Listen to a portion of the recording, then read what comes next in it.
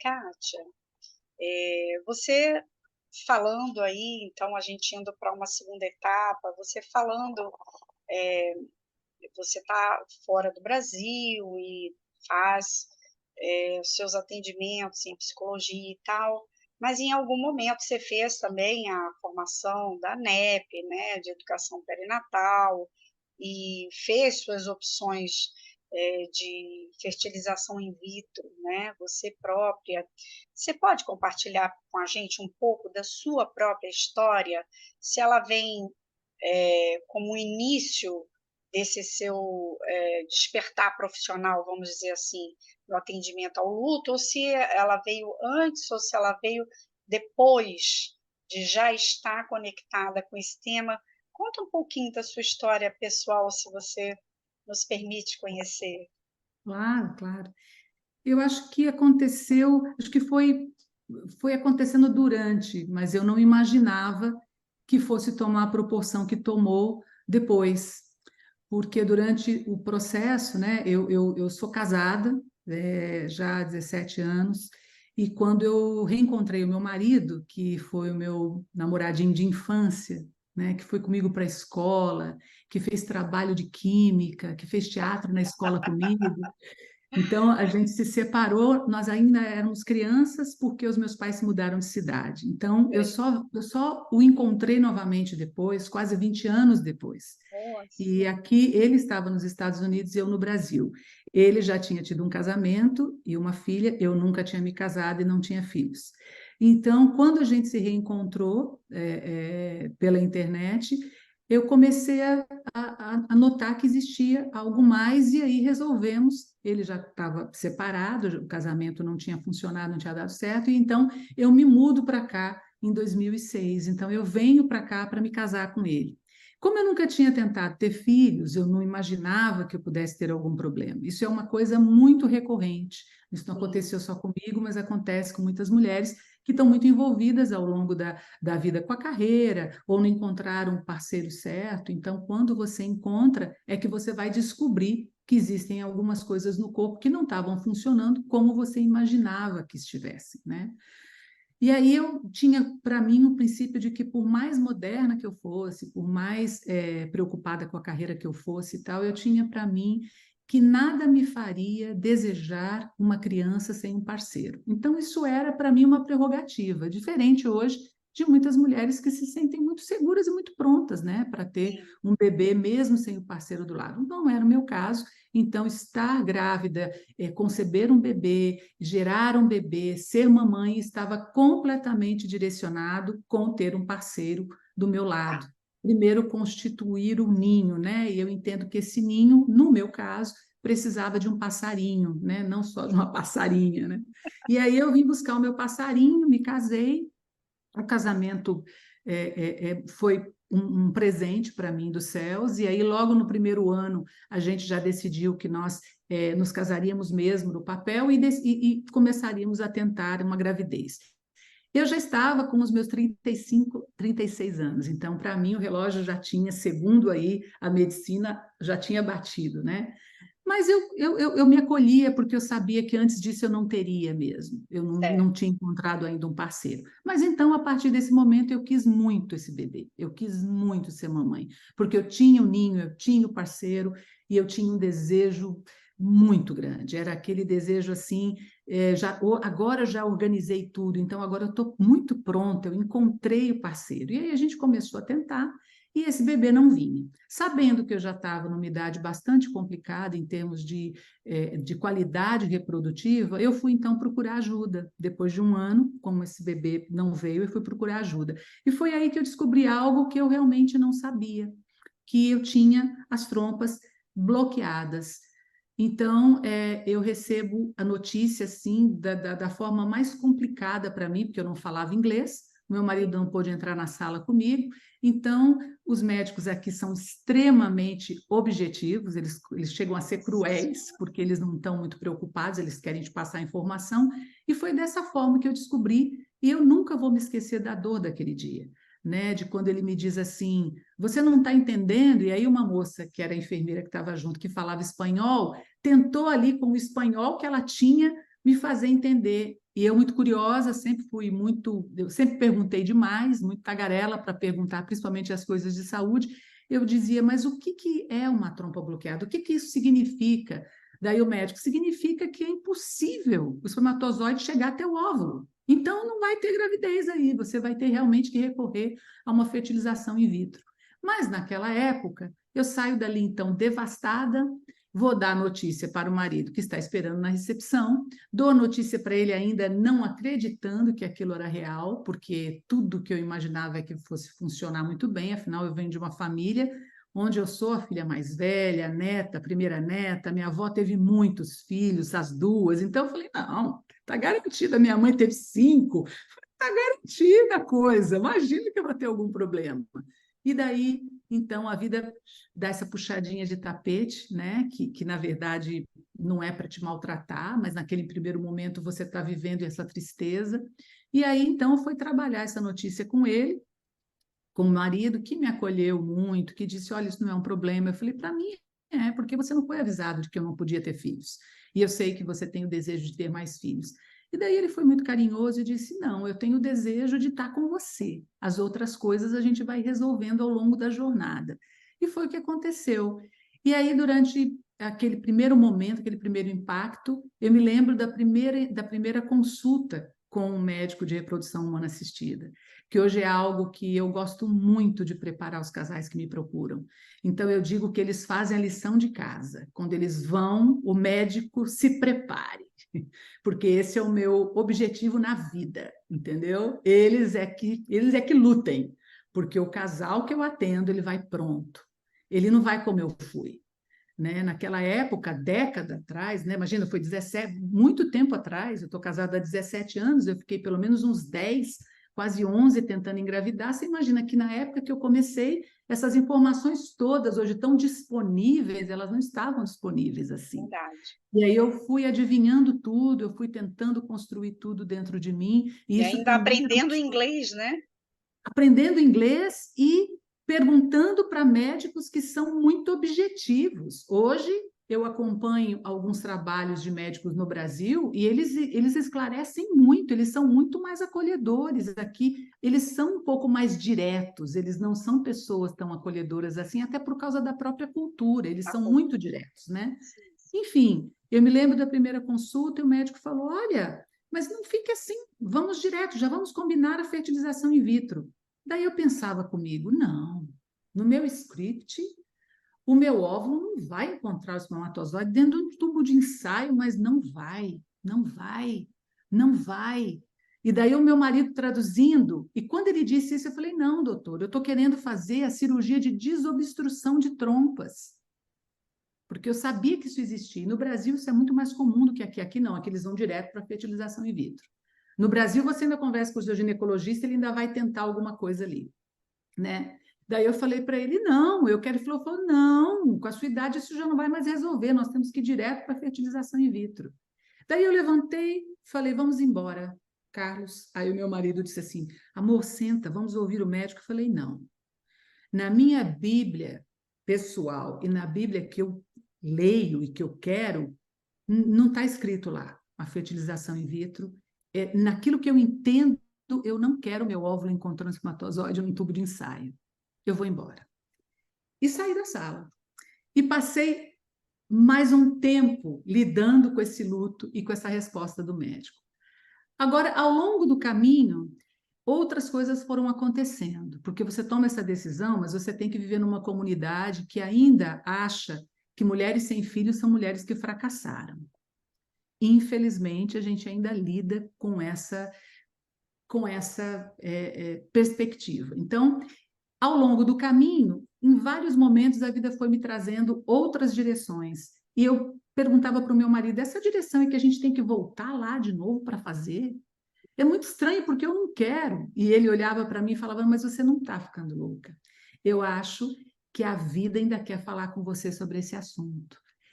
Ele falou: eu acho que Deus ainda tem alguma conversa para ter com você sobre esse assunto da maternidade. E isso foi fazendo, então, com que eu respirasse alguns meses e voltasse. até porque você precisa respirar para o seu corpo voltar, e você precisa respirar para ter dinheiro, e você precisa respirar para lidar com o seu psicológico. Mas Várias uma vez que você coisas. entra nessa jornada e você quer muito, eu vejo que não só comigo, mas com a maioria dos casais que eu já atendi, a gente vai ficando meio poroso, sabe, Vanja? A gente vai começando a ficar cheio de furinhos e parece que esse médico ele quer entrar nesses furinhos, trazendo planos que são dele e não são seus. Então, isso aconteceu o tempo todo. O tempo todo eles ofereciam, porque é interessante para eles oferecerem uma série de pacotes, porque eles vão Claro, ganhar muito dinheiro com isso. A claro. reprodução humana assistida ainda é um grande mercado, um mercado muito grande. Eles estão trabalhando para que daqui a algum tempo, inclusive o setor público, possa trazer isso de uma forma um pouco mais democrática para as pessoas, mas nós ainda não estamos nesse momento. Aqui no Logo, Brasil já acontece pelo SUS. não, não, sim, mas ainda que aconteça pelo SUS, o tempo de espera Não é fácil, não estou dizendo é, que é fácil. É é porque você está dizendo muito. que nós estamos nos preparando para que o serviço público ofereça, assim, Para aqui aquele.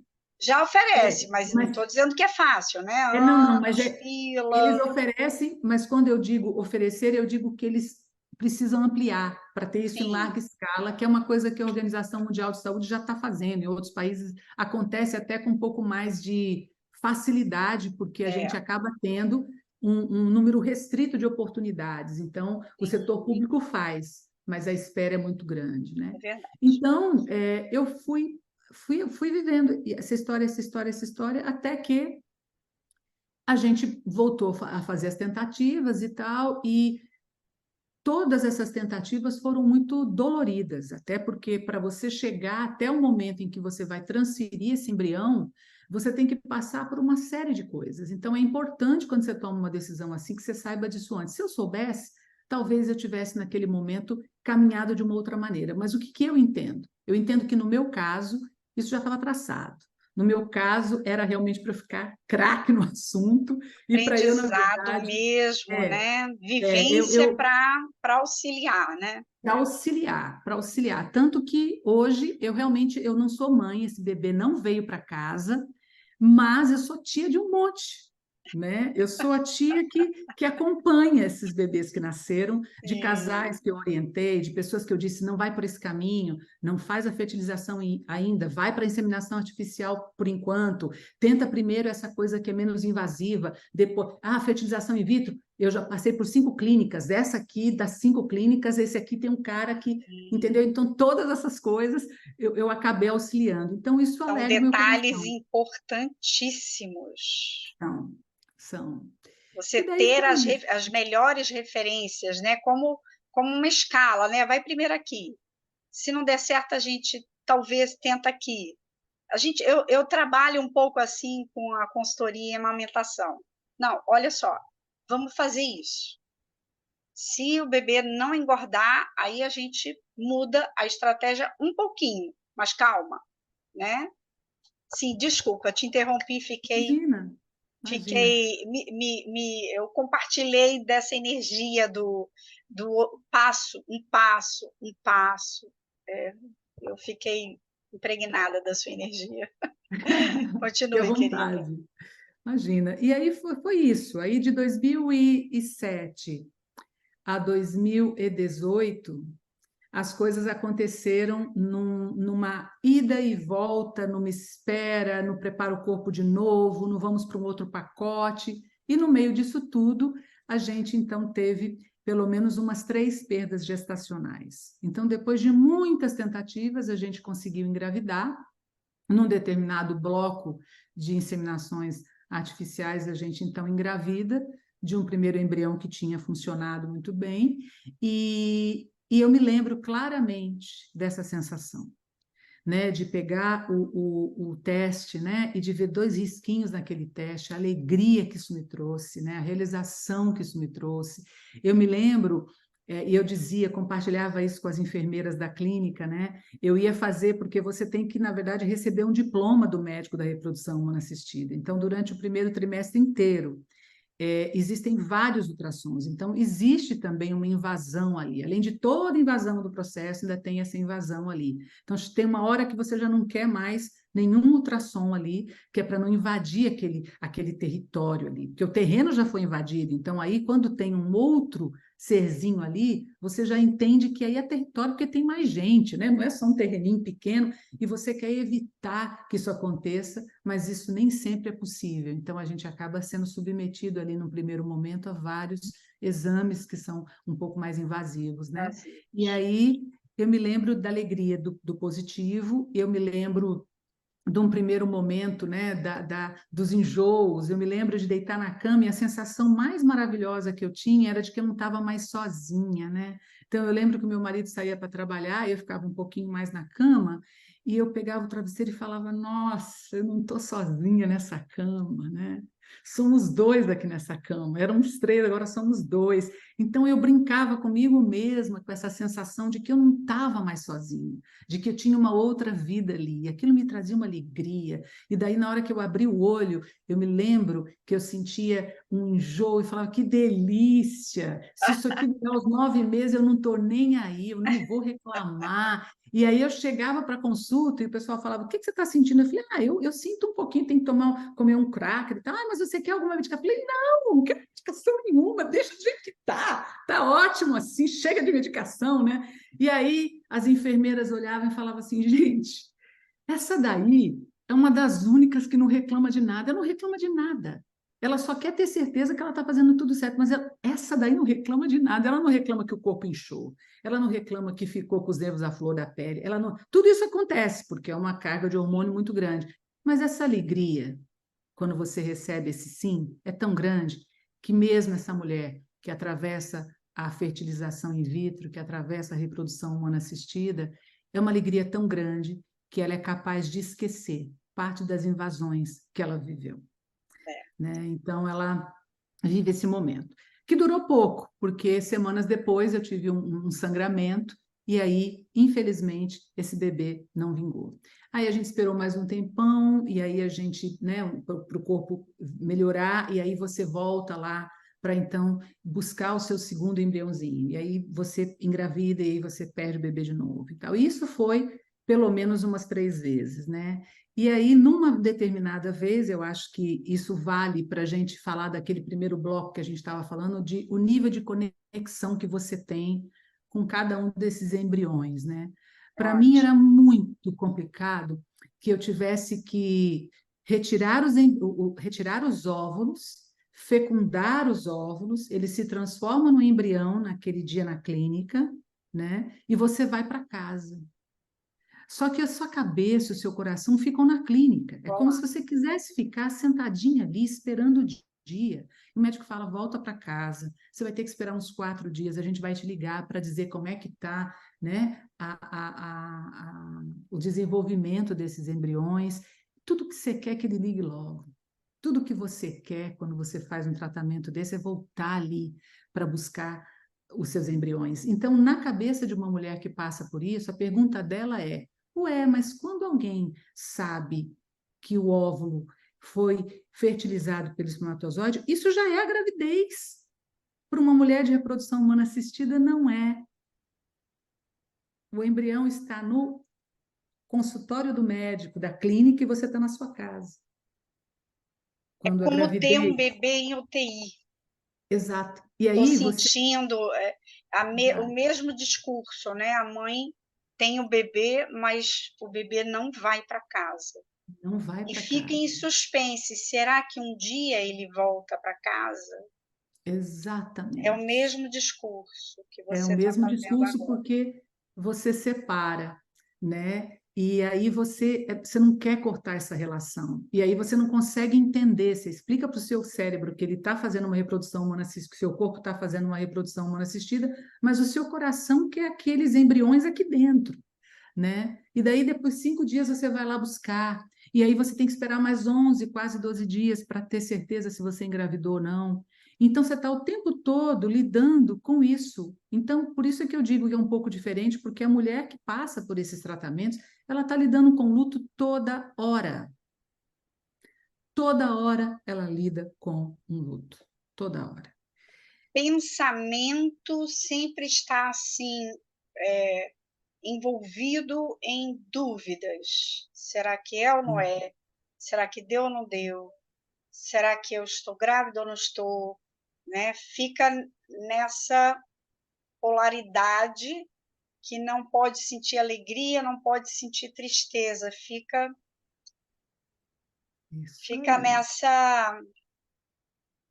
nessa maré de sentimentos, né? Exatamente. E aí o tempo passa e você percebe que não rolou, e você percebe que os médicos têm uma situação, uma fala muito pontual, que é muito do protocolo médico, né? Enquanto você quer ser acolhida, e daí você vai ficando veterana.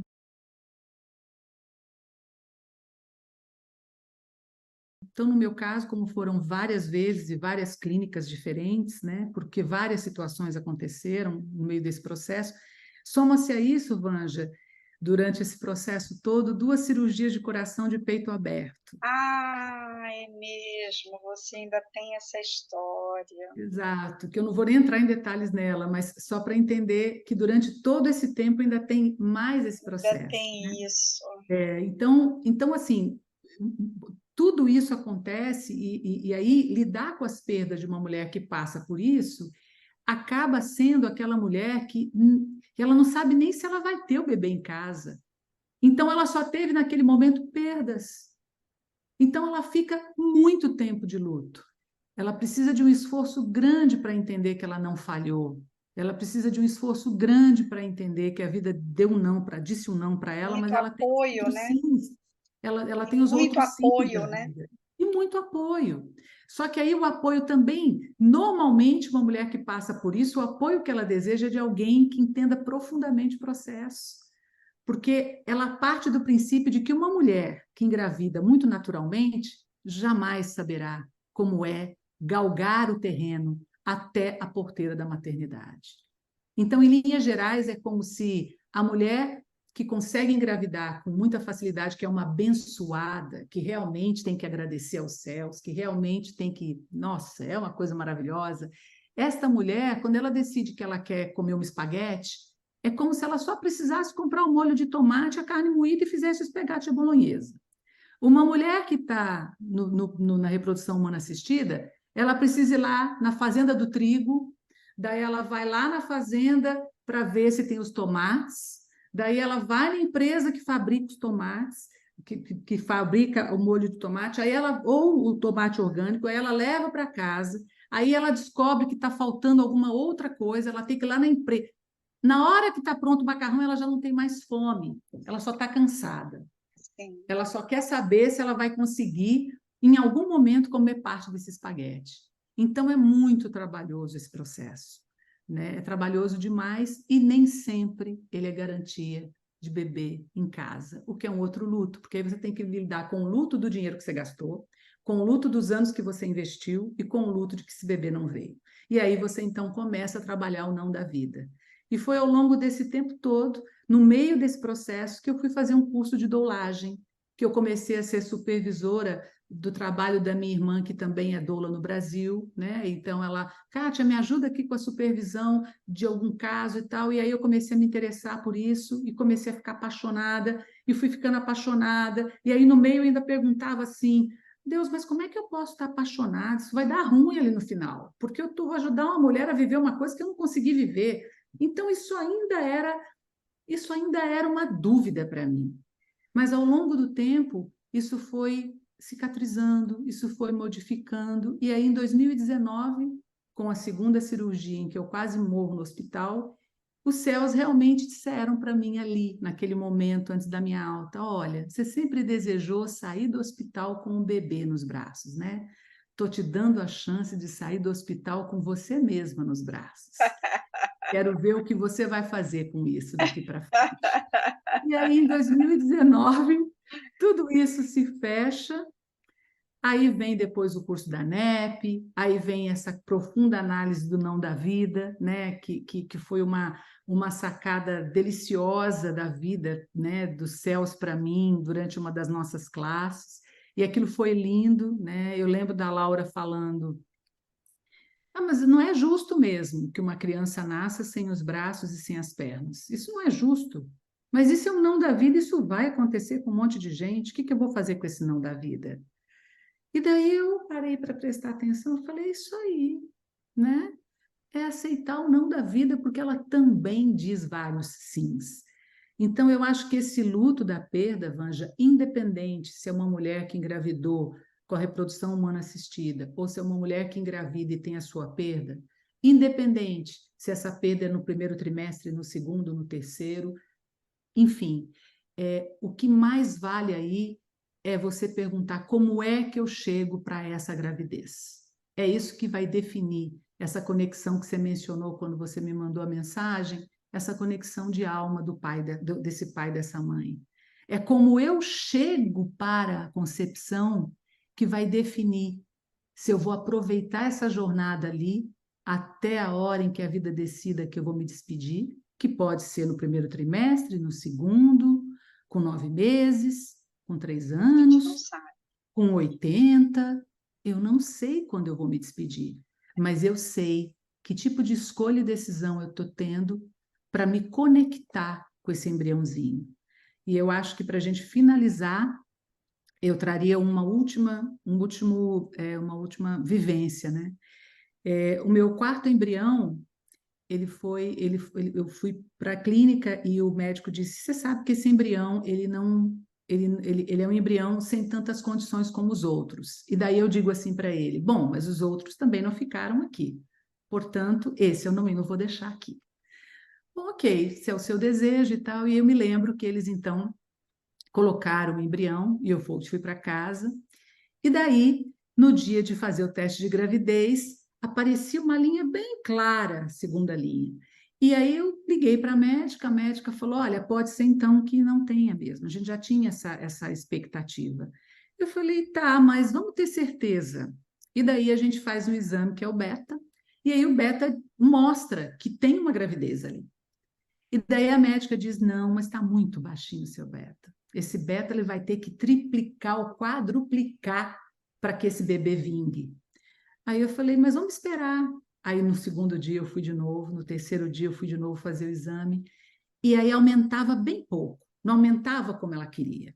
E daí a semana inteira foi essa tortura, aumentando um pouco, já surpreendendo todo mundo. Quando chegou na sexta-feira, ela falou, agora aumentou mais, mas eu preciso que você vá fazer ultrassom e que você venha para cá, porque é uma gravidez química. Isso não vai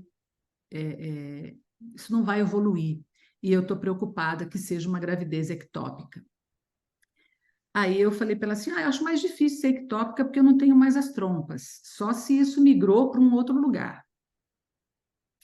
Daí ela falou, porque ectópica que eu entendo é nas trompas, né? É, Hoje eu sei que isso pode migrar para outras coisas ali, mas enfim, nesse caso específico, ela acreditava nisso. E daí, de novo, eu disse para ela, pois é, doutora, eu já estou há algum tempo fazendo tratamento com vocês e vocês ainda não lembram dos meus records, como eles falam aqui. Eu não tenho as trompas mais, então talvez essa gravidez esteja então instalada, até pode ser no lugar diferente do útero que a senhora desejaria, mas, né, ela falou, hoje é sexta-feira, se você não quiser vir hoje, eu vou pedir que você faça um ultrassom e você vem na segunda-feira para cá.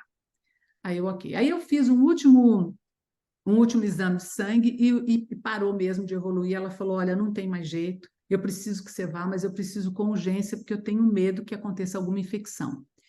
Quero que você vá fazer. E aí eu me lembro, Vanja, como era o último embrião, eu já sabia que eu não ia voltar para fazer nenhum outro tratamento, né? E sim. daí eu não tive dúvida. Eu fui chorando da hora que eu entrei no carro, desci do carro chorando, fui para a recepção do lugar onde eu ia fazer o ultrassom chorando, eu não estava nem aí. Eu falei, não, eu vou chorar alto e eu não estou nem aí. Eu não estou nem aí, porque eu não dava conta. Isso é uma outra coisa para quem trabalha com essas mulheres. Deixa esta mulher chorar, aonde ela quiser chorar. As pessoas é que lutem, né? Ela não tem que lutar quando ela está diante de um quadro de uma mulher que teve o bebê e que dá tudo certo para essa mulher. Então, essa mulher também tem que acolher quando essa outra que não teve chora, né?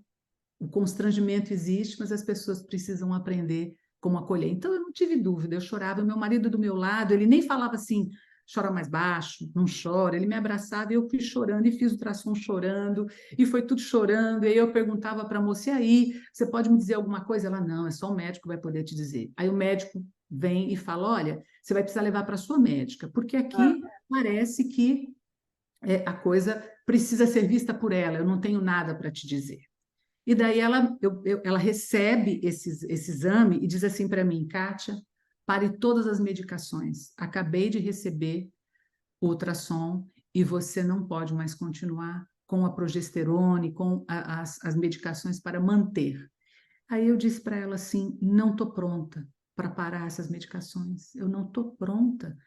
Ela não tem jeito, você precisa parar com as medicações, isso não vai evoluir, isso não é uma gravidez normal, não é esse embrião que está aí. Aí eu disse para ela, então vamos esperar até terça ou quarta-feira? Era uma sexta-feira, Ângela. Ela recebe e me liga, porque ela mesma conseguiu marcar de urgência o ultrassom, e aí ela aceita esperar até terça-feira. Daí eu fiquei ali tomando as medicações. Quando chegou na terça-feira, a gente chega no consultório, todo mundo muito quieto, um consultório, nesse caso era um outro consultório num outro horário, então quando eu cheguei ele não estava lotado como normalmente acontece, tinha algumas pessoas só ali na recepção aguardando para serem atendidas e eu entrei para ela fazer ultrassom. Quando ela foi fazer ultrassom, eu já estava chorando, né? Porque eu já tinha conversado antes, eu falava, puxa vida, eu queria tanto que esse embrião tivesse aí, eu queria tanto que dessa vez acontecesse. Eu não estou pronta para dar tchau ainda, né? Eu não queria de jeito nenhum ter que dar tchau, não queria nem ir no médico hoje, mas aí não tinha jeito. Aí fui, e aí ela começa a fazer ultrassom. De repente, ela que era tão cheia de critérios, né? Ela começa, I can't believe it. Eu não posso acreditar nisso, eu não posso acreditar nisso. Aí ela olhava para o meu marido, e eu sim, eu sim. Ela falava para o Carlos, você está vendo isso? Você está vendo isso? Aí o meu marido falava, eu estou vendo, eu acredito. A minha pergunta é se a senhora acredita.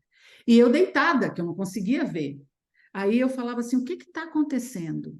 Aí ela, você não vai acreditar. Eu falei, eu vou acreditar, eu quero saber se você acredita. Aí ela, essa é a melhor notícia que eu podia ter recebido do mundo. Aí ela mostra o coração do bebê batendo.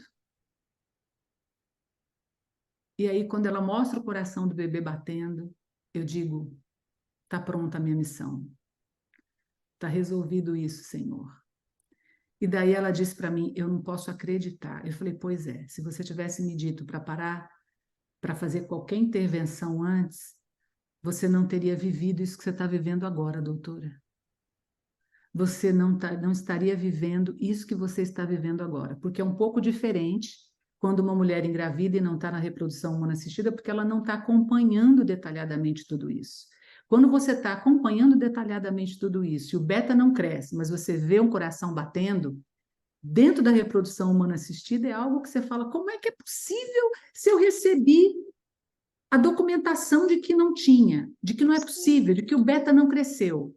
Daí eu brinquei com ela e falei, betas baixos também produzem milagres, né? E aí eu me lembro de que eu saí de lá muito ela incrédula. Eu saí de lá, ela já deu uma prescrição para uma progesterona dobrada, ela ficou de um jeito que ela não conseguia. Ela gritava no consultório, as enfermeiras perguntando o que tinha acontecido, as pessoas não vão acreditar. Sabe aquele exame? Aquele exame! Aquele exame! Pois é, eu escutei o coração. Tem um coração ali. E aí eu voltei para casa com o coração, mas sabendo que eu não poderia pular de alegria, de que era melhor e mais prudente eu continuar conectadinha com esse embrião, conversando com ele, né? E no meio dessa conversa, eu fui sentindo que poderia ou não ser. Então eu não fiquei achando que seria, mas eu fiquei achando que a jornada tinha valido muito a pena até aquele momento, porque aquele embrião que nem plantar jamais implantaria, ou um coração jamais bateria, porque ele não estava pronto para isso, ele prova para a médica que sim, e que ela não pode comandar todas as coisas. E aí eu voltei no consultório depois de uma semana e não havia mais nada no meu útero. mais nada.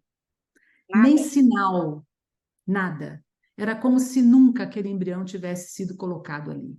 Ela olhou e Sério? falou, sério, ela falou, Kátia, eu não estou acreditando, de novo. Como é que é possível que eu não perceba no ultrassom nem a marca? Ela falou, não tem mais, ela falou, eu sinto muito, nem eu estou acreditando que não tem mais nada. Mas diferente dos outros momentos em que eu sofri tanto, naquele momento eu sabia que a jornada era aquela, que eu tinha que chegar até aquele ponto e que aquele embrião tinha algo para dizer para esse médico e para mim. Para mim, ele disse assim: obrigada por ter confiado, obrigada por não ter deixado ninguém me tirar antes do tempo. Porque não era o médico do raio-x ou do ultrassom que precisava saber qualquer coisa. Era a médica da reprodução humana assistida e da clínica.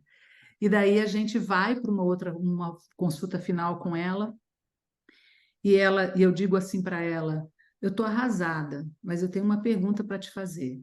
O que é que você aprende, doutora, com isso? Ela falou: bom, eu nunca tive um beta tão baixo e um coração que eu escutei. Porque eu escutei, esse coração estava lá, eu vi. Eu Aham. falei: não tá. Se a senhora está me dizendo isso, é porque a senhora tem essa experiência. Então, a gente não está dizendo aqui que aquele bebê vingaria e que ele iria para casa. Mas a gente pode dizer que ele veio sim, porque ele precisava conversar de alguma maneira e não era só comigo. Então, quando ela Aham. me diz que a conduta dela mudaria a partir desse momento, meu coração já conseguiu ficar em paz. Quando ela me disse que dali para frente ela teria um cuidado muito especial quando ela tivesse um beta baixo, que tivesse crescendo baixinho e uma mulher que tivesse disposta a esperar um pouco mais para parar com as medicações. E daí eu saio de lá sabendo que a minha jornada tinha se encerrado naquela clínica. Saio de lá e começo a trabalhar o meu luto, achando que eu não ia conseguir realmente trabalhar eu mesma, como doula, como educadora perinatal. Mas tudo isso foi cicatrizando, foi cicatrizando, foi cicatrizando, foi indo para um lugar gostoso, foi indo para um lugar onde eu via mulheres tendo seus bebês, né? As indicações que eu dava funcionavam. E daí eu fiquei pensando, né, o que que é um não da vida diante de um céu de estrelas, né? E é isso Nossa, que eu trago para mim, né? O que é um não da fantástico. vida É, diante de um céu cheio, acho cheio de estrelas. que ficou para mim, né, dessa história maravilhosa que gratidão você amorosamente compartilhou comigo, com a gente. O que fica para mim são suas perguntas lá no início, assim, o que essa gravidez trouxe para você, né? O que estar grávida movimentou em você? Como, como estava ao redor desse mundo? Como era estar grávida, como era não estar grávida e como é o depois disso tudo, né? O que ficou depois disso tudo, né? Que que que fez você ganhar uma estrelinha da vida, né?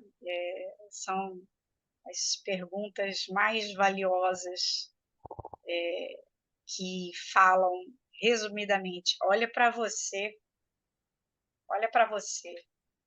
e tome consciência do que aconteceu no seu universo e do porquê que essa história foi assim, contada desse jeito. Qual é qual é a força disso na sua vida hoje, né? E, e por que teve essa evolução, né? E aí a gente pega, olha para a gente, né? Você olhou para você e entendeu o recado da vida e disse, tá, então agora eu sou educadora perinatal, psicóloga e oriento mulheres na pré-concepção de fertilização in vitro. Olha que espetáculo, que ai, de tirar o fôlego, Kátia, amada, assim, sem palavras para agradecer sua espontaneidade, seu amor nesse assunto. Parabéns por todo esse Obrigada. percurso, né? E você soube fazer a limonada desse limão todo que caiu aí na sua mão. A gente sempre faz isso na vida, né? Que cada um tem uma determinada especialidade de limão, né? Um determinado limão de uma granja diferente, uma fábrica diferente, sei lá, de uma origem diferente, e a gente tem que fazer a nossa limonada, né? Seu dever de casa, super feito, e parabéns, amei demais ouvir suas histórias, seu extremo profissionalismo, com tanta sensibilidade, tanto amor. Você continue atendendo muitas e muitas mulheres que possam contar com você, com a sua vivência, né? Muito importante, e com o seu profissionalismo.